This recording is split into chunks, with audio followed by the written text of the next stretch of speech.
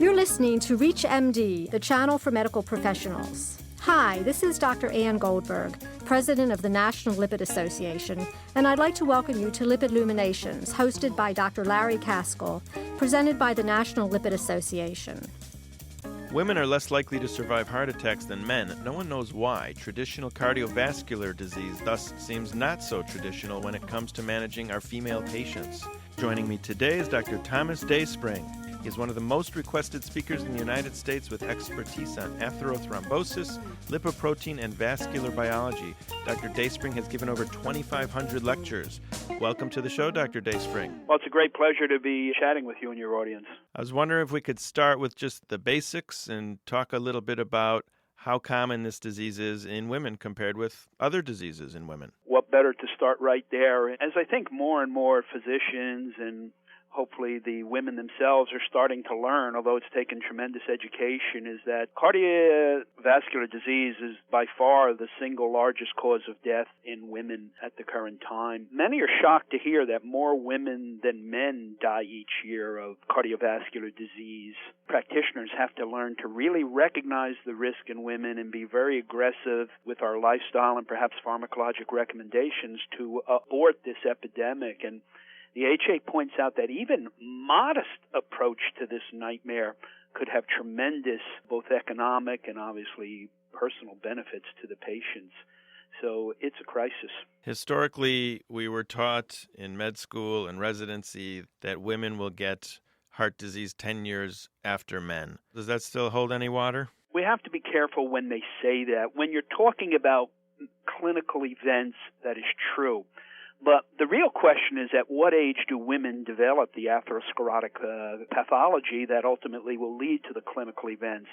And we have nice studies that follow people from youth up to adulthood, Bugalusa Heart Study, the P-Day study. And surprisingly, men and women develop atherosclerotic plaque at the exact same rate in both genders. If we autopsy men and women between the ages of 15 and 35, about 20% of them will have clinically significant atheroma in their coronary arteries. So the disease process is occurring at the same rate. Yet clinical events, having a myocardial infarction, needing a bypass, a stroke, etc., definitely seems to lag about 10 years later in women and men, and there are a lot of speculative reasons as that might be so. So whereas the average man becomes at high risk in between 50 and 65, the average woman is likely to manifest an event at 65 to 80 or so. If we're vigilant, we can discover the atherosclerotic process early in life when probably just aggressive lifestyle would arrest it. Well, you mentioned that we both develop the same disease at about the same time, but it doesn't really blossom or become a problem until later in life for women. So the first thing that pops in my head, obviously, is something's protecting them. Something is keeping their plaque stable and not vulnerable for an extra 10 years. Do you think that is the you-know-what?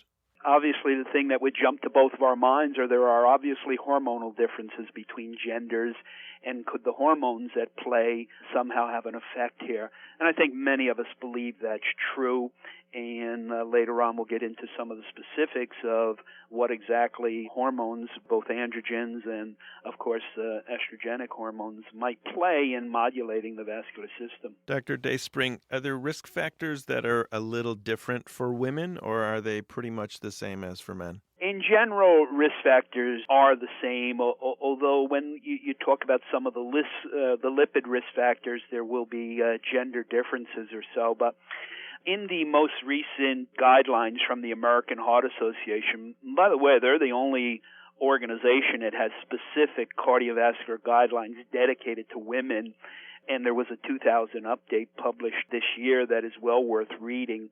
The risk factors they list for women are smoking, poor diet, physical inactivity, central obesity, family history of premature vascular disease, hypertension, dyslipidemia, the metabolic syndrome, and poor exercise capacity.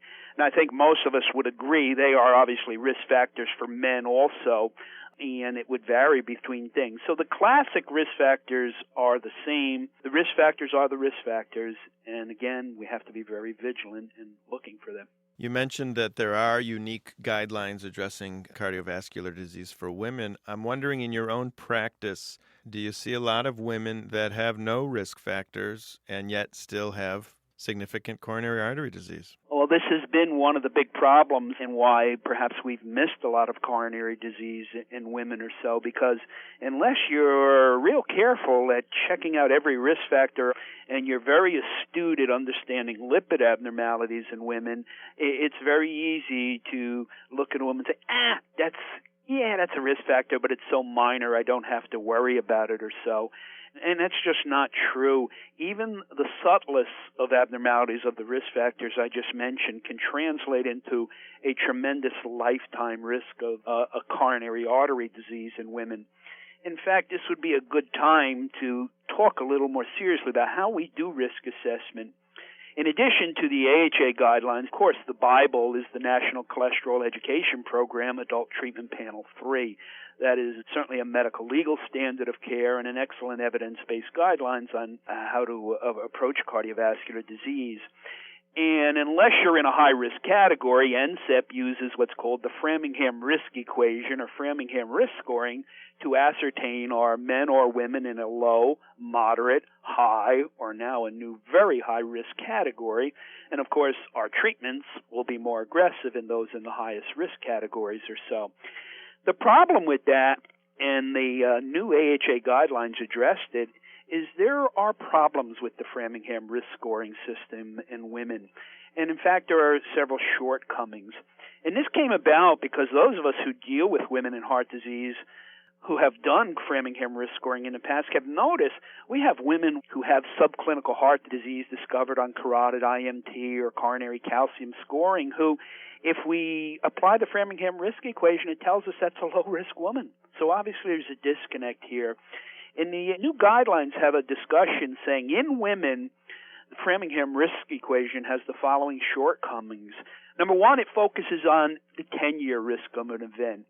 Well, young women are probably not going to have an event in the next 10 years, but lifetime, they're incredible risk for heart disease. So should I wait till somebody has an event and they're a high-risk person before I treat? Obviously not. They point out that the Framingham risk equation does not take family history into account, and that's a crucial risk factor. Framingham, of course, is mostly looking at Caucasians. More and more of our population in the United States is multi-ethnic. So does Framingham really apply to non-white populations or so? The AHA has taken the bold statement that, look, if you do Framingham risk scoring and she calculates out to be a high-risk woman, has greater than a 20% risk of an event in the next 10 years, I think we can all believe that. But if Framingham risk category tells you she's a low-risk patient, hold your breath for the following statement. They say if a woman has a single risk factor, she has a lifetime risk of heart attack of 50%. And this applies to women 50 and above. So if you have a 50-year-old woman who has poor exercise capacity, a 50-year-old woman who has subtle hypertension, a 50-year-old woman who has one lipid value out of control, she has a 50% risk of lifetime. Her 10-year risk may not be high, but ultimately she's going to be buried with this disease. And I think you and I would want to get in there with serious recommendations to have her correct her risk. So with women, we have to be very suspicious that even one little risk factor, we got to go to work. What's even the purpose of using Framingham if it's missing so many women? So many women are kind of flying under radar using that formula. The new AHA guidelines would say, look, do it. If she calculates the high risk, believe it and treat accordingly. But if she doesn't, still look for individual risk factors and treat them aggressively, even though Framingham risk scoring would say she's low risk, because lifetime she is not low risk. And again, we have to get away from, I'm only going to be your doctor for the next 10 years. So that's my only worry, what's going to happen to you in the next 10 years. Many of us have very long-term relationships with our women. I don't want her to have a heart attack when she's 52, but I don't want her to have one when she's 72. And the time to prevent the 72-year-old heart attack is when she's 50. So again, guidelines are wonderful. Framingham risk scoring is wonderful, but as long as astute clinicians understand the weaknesses of it and how to work around it, I think we'll all do a better job. Let's move on to lipoproteins, since that's what this show is all about. my favorite subject, and we just have to become smarter in understanding lipids and their relationship to lipoproteins. It's really the lipoproteins that carry the sterols into the artery wall. So we really have to know who has atherogenic lipoproteins in the plasma, the cholesterol delivery truck, so to speak. Now, we can look at lipid concentrations and predict, does a person have atherogenic lipoproteins? Some of us are actually moved on to quantitating atherogenic lipoproteins with advanced testing or so. But here's what the AHA guidelines tell us now with women. It would be very desirable if every woman in America had a total cholesterol under 200 milligrams per deciliter or an LDL cholesterol under 100 milligrams per deciliter.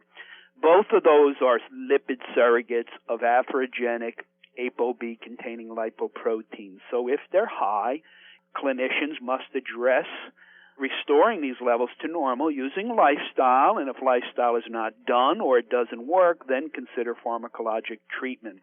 There are no gender differences with total or LDL cholesterol levels, although the women's guidelines doesn't put it in 3 or 4 categories. They just wish all women had an LDL cholesterol under 100. With respect to triglycerides, they agree with NSEP. A desirable triglyceride level is above 150 for the reason that women with trigs above 150 probably have too many atherogenic ApoB, VLDL, and LDL particles, and if we could lower trigs, those atherogenic lipoproteins would be minimal.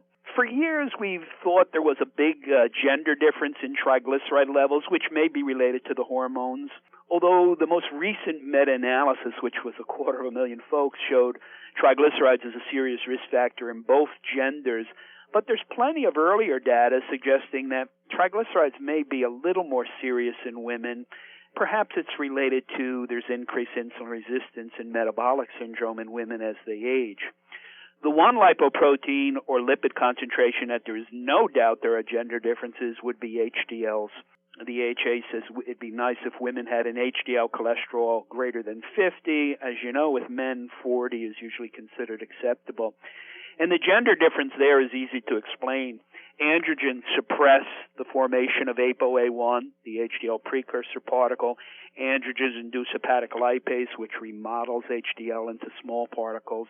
Obviously, women have less androgens than men. I'd like to thank our guest, Dr. Thomas Dayspring, for joining us today. I'm Dr. Larry Kaskel, and for comments and questions, please send your emails to xm@reachmd.com, and thank you for listening. Thank you for listening to Lipid Luminations, presented by the National Lipid Association. For more information, please visit www.lipid.org. ReachMD, the channel for medical professionals.